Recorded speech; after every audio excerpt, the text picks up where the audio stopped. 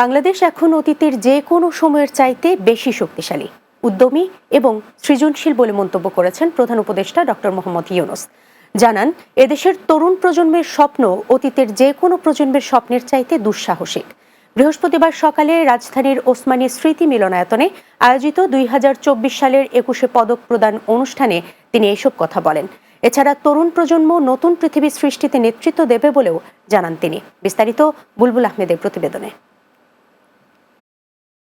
সকালে রাজধানীর ওসমানী স্মৃতি মিলনায়তনে আয়োজিত 2025 সালের 21শে পদক প্রদান অনুষ্ঠানে যোগ দেন অন্তর্বর্তী সরকারের প্রধান উপদেষ্টা অধ্যাপক ডক্টর মোহাম্মদ ইউনূস। আমাদের জাতির কৃতি সন্তানদের এখানে পেয়ে অনুষ্ঠানে বক্তৃতার শুরুতেই দেশমাতৃকার জন্য বিভিন্ন লড়াই সংগ্রাম, 52 ভাষা আন্দোলন, 71-এর মহান মুক্তিযুদ্ধ ও 24-এর গণ অভ্যুত্থানে যে সকল ছাত্র শ্রমিক জনতা প্রাণ বিসর্জন দিয়েছেন এবং আহত হয়েছেন তাদের সকলের অবদান স্মরণ করেন প্রধান উপদেষ্টা।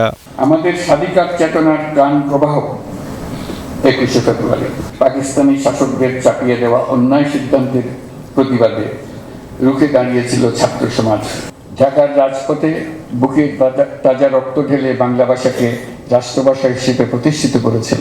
তিনি জানান, জুলাই অভ্যুত্থানের মধ্য দিয়ে যে নতুন বাংলাদেশ সৃষ্টি হয়েছে তাদের সামনে রয়েছে অসীম সম্ভাবনা। সব বাধা অতিক্রম করে এই দেশ সামনের দিকে এগিয়ে যাবে।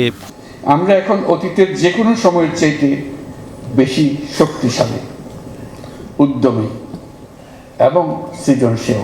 এদেশের অদম্য সাহসী তরুণ প্রজন্মের সক্ষমতার কথা তুলে ধরেন প্রধান উপদেষ্টা। জানান, আজকের তরুণরা শুধু দেশ নয়, বিশ্ব পরিবর্তনে ভূমিকা রাখবে।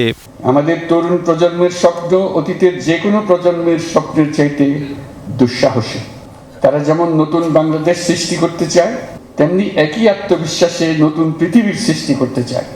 এর আগে নিজ নিজ ক্ষেত্রে বিশেষ অবদান রাখাই দেশের 18 বিশিষ্ট নাগরিক ও বাংলাদেশ নারী ফুটবল দলের সদস্যদের হাতে চলতি বছরের 21শে পদক তুলে দেন প্রধান উপদেষ্টা। বুলবুল আহমেদ, বাংলা টিভি, ঢাকা।